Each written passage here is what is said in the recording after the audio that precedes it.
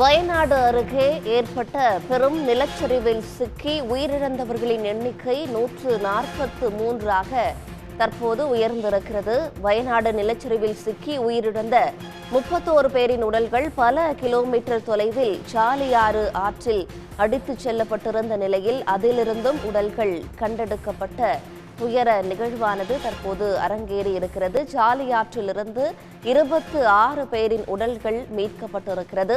வயநாடு நிலச்சரிவில் சிக்கிய 100 பேரின் நிலைமை என்ன என்பது குறித்து இன்னமும் தகவல் வெளியாகவில்லை. வயநாடு நிலச்சரிவில் சிக்கியவர்களில் 1000 பேர் இதுவரைக்கும் மீட்கப்பட்டிருக்கிறார்கள். வயநாடு நிலச்சரிவில் சிக்கியவர்களை மீட்கும் பணி இன்று 2வது நாளாக தொடர்ந்து வருகிறது. வயநாட்டில் ஏற்பட்ட பெரும் நிலச்சரிவில் சிக்கி உயிரிழந்தோரின் எண்ணிக்கை 143ஆக அதிகரித்திருக்கிறது. முண்டக்கை, சூரல்மலை, மேப்பாடி ஆகிய இடங்களில் நேற்று முன்தினம் நள்ளிரவில் அடுத்தடுத்து 3 பெரும் நிலச்சரிவுகள் ஏற்பட்டன. அதில் சிக்கி உயிரிழந்தவர்களின் எண்ணிக்கை தற்போது மீண்டும் அதிகரித்திருக்கிறது. நேரம் செல்ல செல்ல உயிரிழந்தவர்களின் எண்ணிக்கைக்கான கணக்கு என்பது அதிகரித்து வருவதை நம்மால் கவனிக்க முடிகிறது. மீட்பு பணிகளும் மிக விரைவாக நடைபெற்று வரும் சூழலில் தற்போது வரை 1000 பேர் மீட்கப்பட்டிருப்பதாக செய்திகள் வெளியாகியிருக்கின்றன. அதே நேரத்தில் நிலச்சரிவில் சிக்கிய 100 பேரின் நிலைமை இதுவரைக்கும் என்ன என்பது தெரியாமல் இருக்கிறது. அவர்களையும் மீட்பதற்கான மீட்பு பணியில் தேசிய பேரிடர் மீட்பு படை, இராணுவம், கடற்படை, கேரளாவை சார்ந்த மீட்பு படை ஆகிய அனைத்து மீட்பு படைகளுமே விரைவாக மீட்டு வரும் நிலையில் தற்போது வரை 1000 பேர் மீட்கப்பட்டிருப்பதாக கேரள அரசு தரப்பில் தற்போது தெரிவிக்கப்பட்டிருக்கிறது. வயநாட்டை பிரதானமாக கொண்ட முண்டக்கை, சூரல்மலை மற்றும் மேப்பாடி ஆகிய 3 பகுதிகளில் நேற்று நள்ளிரவு பெரும் நிலச்சரிவு ஏற்பட்டது. அந்த நிலச்சரிவில் சிக்கி உயிரிழந்தவர்களின் எண்ணிக்கை தற்போது அதிகரித்திருக்கிறது. 143 பேர் இதுவரைக்கும் உயிரிழந்திருப்பதாக செய்திகள் வெளியாகி இருக்கின்றன. இந்த சாலியாறு எனப்படும் ஆற்றிலிருந்து உடல்கள் அடித்து செல்லப்பட்ட நிலையில் சாலியாற்றிலிருந்து 26 பேரின் உடல்கள் மீட்கப்பட்டிருப்பதாக செய்திகள் வெளியாகி இருக்கின்றன. 1000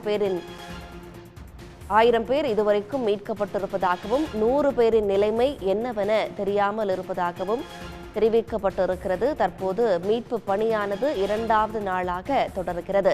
தேசிய பேரிடர் மீட்பு படையினர், இராணுவத்தினர் ஆகியவர்கள் முழு வீச்சில் மீட்பு பணியில் ஈடுபட்டு வருகிறார்கள்.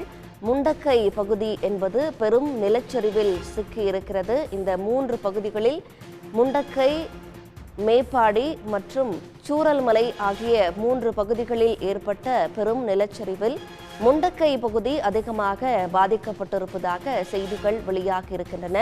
31 பேரின் உடல்கள் பல கிலோமீட்டர் தூரம் சாலியாற்றில் அடித்து செல்லப்பட்டு வந்ததாகவும் செய்திகள் வெளியாகி இருக்கின்றன. மலப்புரத்தில் உள்ள சாலியாற்றிலிருந்து உடல்கள் மீட்கப்பட்டிருப்பதாக செய்திகள் வெளியாகி இருக்கின்றன.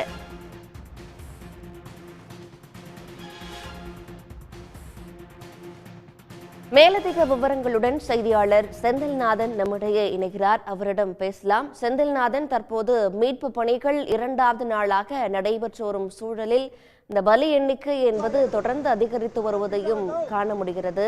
மீட்பு பணி எந்த கட்டத்தை எட்டி இருக்கிறது? இன்னும் எவ்வளவு பேர் நிலச்சரிவில் சிக்கி இருக்கிறாங்க அப்படின்ற தகவல் வெளியாகி இருக்கா? மீட்கப்பட்டவர்களுக்கான மருத்துவ சிகிச்சை அப்படிங்கிறது அளிக்கப்பட்டு வருதா? அங்க இருக்கிற கள தகவல்கள் என்ன? இந்திய நாடே இதுவரை கண்டிராத ஒரு மிகப்பெரிய பேரிடரை கேரள மாநிலம் வயநாடு சந்தித்திருக்கிறது. கேரள மாநிலம் வயநாடு பகுதியில் உள்ள முண்டக்கை, சூரல்மலை, மேம்பாடி ஆகிய 3 பகுதிகளில், அதாவது இதில் முண்டக்கை என்பது மேலே இருக்க, அந்த மலையின் மேலே இருக்கக்கூடிய பகுதி. தற்பொழுது நம்ம சூரல்மலாவில் நின்றுட்டு இருக்கோம். இதற்கு கீழே இருக்க ஒரு கிராமம் தான் மேம்பாடி. இந்த 3 பகுதிகளிலும் ஒரு 3 கிராமங்களில் உள்ள பெரும்பான்மையான கிராமங்கள் நிலச்சரிவில் சிக்கி மண்ணோடு மண்ணாக புதைந்திருக்கின்றன. இந்த 3 கிராமங்களில் சுமார் 50% மேல் உள்ள வீடுகள், அதாவது 400க்கும் மேற்பட்ட வீடுகள் மண்ணில் புதைந்திருக்கின்றன. மேலும் இந்த வெள்ளத்தில் அடித்து எடுத்து செல்லப்பட்டிருக்கிறது. இந்த மீட்பு பணி 2வது நாளாக தற்பொழுது நடைபெற்று வருகிறது. தற்பொழுது வரை அதிகாரப்பூர்வமாக 131 பேர் இறந்திருப்பதாக செய்திகள் வெளியாகி இருக்கின்றன.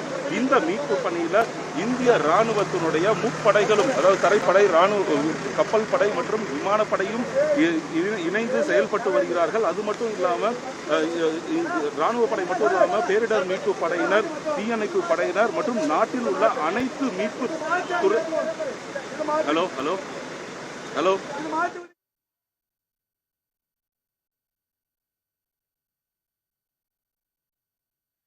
களத்திலிருந்து விவரங்களை நமது செய்தியாளர் செந்தில்நாதன் குறிப்பிட்டிருந்தார். 2வது நாளாக மீட்பு பணியானது அங்கு தொடர்ந்து வருகிறது. இராணுவத்தின் முப்படைகளும் தீவிரமாக களமிறங்கி இருக்கிறார்கள். அங்கு மீட்பு பணி 2வது நாளாக தொடர்ந்து வரும் சூழலில் பனி படர்ந்து ஒரு நிலைமை காணப்படுகிறது. அதனாலும் சில சிக்கல்கள் இருக்கின்றன மீட்பு பணியில். அதே நேரத்தில் அங்கு மழையும் கொட்டி வருகிறது. ஒரு ரெட் அலர்ட் கூட இந்திய வானிலை ஆய்வு மையத்தால் வயநாடு மற்றும் அருகில் இருக்கிற மலப்புரம், கோழிக்கோடு போன்ற பிற மாவட்டங்களுக்கும் பிறப்பிக்கப்பட்டிருக்கிறது. இந்நிலையில் வயநாட்டு ஏற்பட்ட நிலச்சரிவை தொடர்ந்து இந்த சாலியாறு செல்லும் மலப்புரம் ஆற்றிலிருந்து மட்டும் 26 உடல்கள் கண்டறியப்பட்டிருப்பதாக செய்திகள் வெளியாகி இருக்கின்றன. வயநாடு நிலச்சரிவில் உயிரிழப்பு 143ஆக தற்போது அதிகரித்து வருகிறது. 2வது நாளாக மீட்பு பணி தொடர்ந்து தீவிரமாக நடைபெற்று வருகிறது.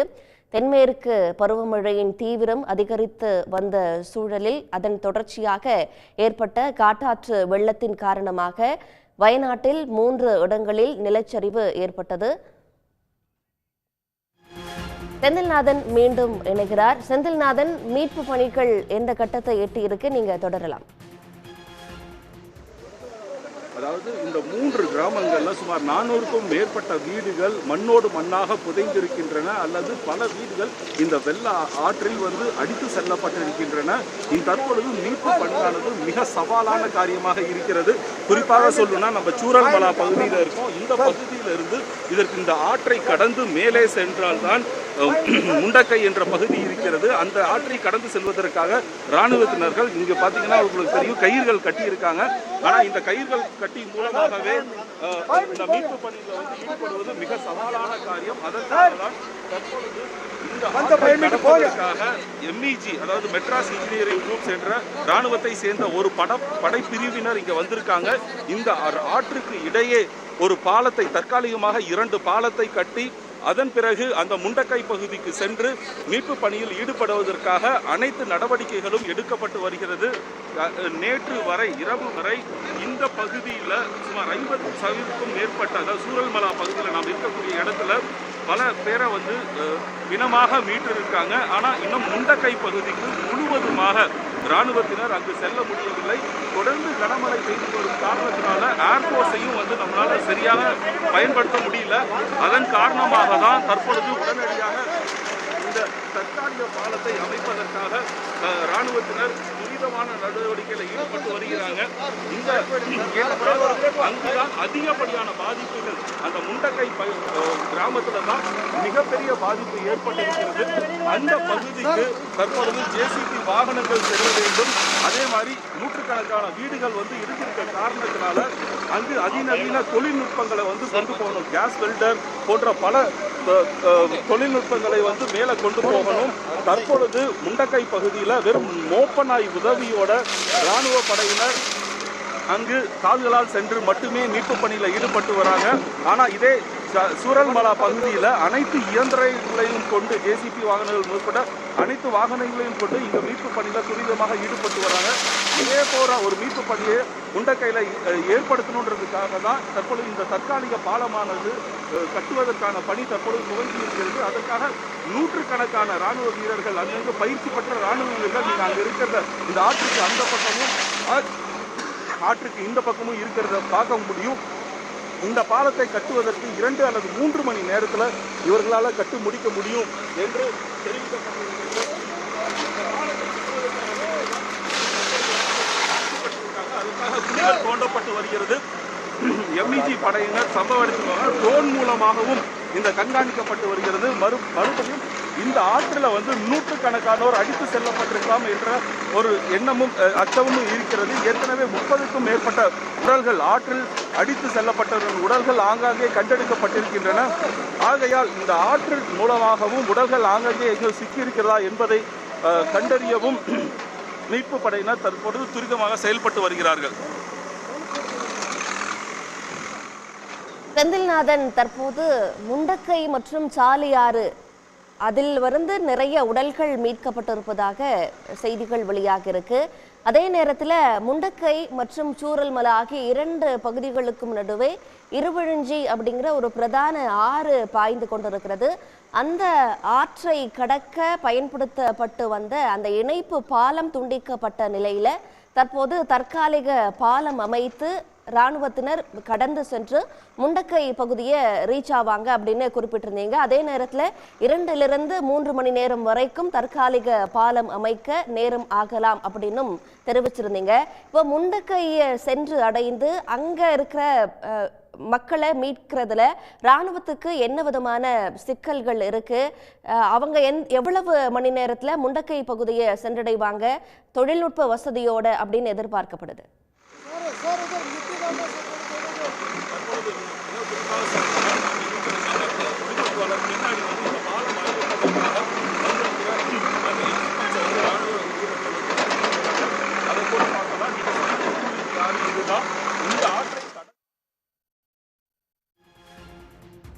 மீளா துயரில் சிக்கி இருக்கிறது வயநாடு. அங்கு செல்போன் இணைப்பிலும் பிரதான பிரச்சனைகள் நிலவி வருகின்றன. நமது செய்தியாளர் செந்தில்நாதன் தகவல்களை குறிப்பிட கேட்டோம்.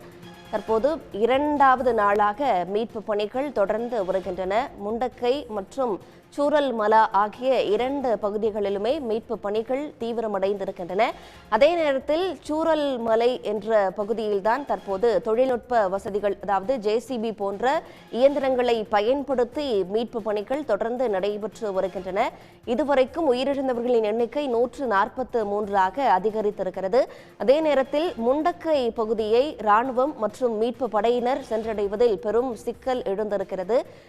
நேற்று வெளியான தகவல்களின்படி இந்த முண்டக்கை அப்படி எனப்படுகிற மலை பிரதேச பகுதியையும் அதே நேரத்தில் சூரல்மலை எனும் சமதள பகுதியையும் இணைக்கின்ற இணைப்பு பாலமானது காட்டாற்று வெள்ளத்தில் நிலச்சரிவில் சிக்கி அடித்து செல்லப்பட்ட நிலையில் முண்டக்கை பகுதியை இராணுவம் மற்றும் மீட்பு படை சென்றடைவதில் பெரும் சிக்கல் எழுந்திருக்கிறது. அவர்கள் கைகளை கொண்டுதான் உடல்களை மீட்டு வருவதாக, முண்டக்கை பகுதியில் மீட்டு வருவதாக செய்திகள் வெளியாகி இருக்கின்றன. அதே நேரத்தில் JCB போன்ற இயந்திரங்களை கொண்டு செல்ல வேண்டுமென்றால் அங்கு தற்காலிக இணைப்பு பாலம் ஒன்று வேண்டும். அதை தான் தற்போது இராணுவத்தினர் அந்த பகுதியில் அமைத்து வருகிறார்கள். அந்த நேரலை காட்சிகளை தான் தற்போது நாம் பார்த்து வருகிறோம். பெரும் குளிரான ஒரு சூழல் நிலவு வருகிறது. அதே போல பனிப்பொழிவும் அங்கு இருக்கிறது. தொடர்ந்து மழை பொழிவு இருந்து வரும் சூழலில் பெரும் சிக்கல்கள் இராணுவத்திற்கும் ஏற்பட்டிருக்கிறது. 2 to 3 மணி நேரம் வரைக்கும் தற்காலிக பாலம் அமைக்க நேரமாகும் என்றும் நமது செய்தியாளர் செந்தில்நாதன் குறிப்பிட்டிருந்தார். அவர்கள் அந்த தற்காலிக பாலம் அமைத்து அதன் வழியாக JCB போன்ற இயந்திரங்களை கொண்டு சென்று முண்டக்கை பகுதியில் சிக்கி இருப்பவர்களை மீட்பார்கள் என்று எதிர்பார்க்கப்படுகிறது. முழு அரசு இயந்திரமே வயநாட்டில் தீவிரமாக வேலை பார்த்து வருகிற அந்த காட்சிகளை நம்மால் பார்க்க முடிகிறது. சன் நியூஸ் வாட்ஸ்அப் சேனலை ஃபாலோ செய்யுங்கள். QR கோடை ஸ்கேன் செய்து சன் நியூஸோடு இணைந்திருங்கள்.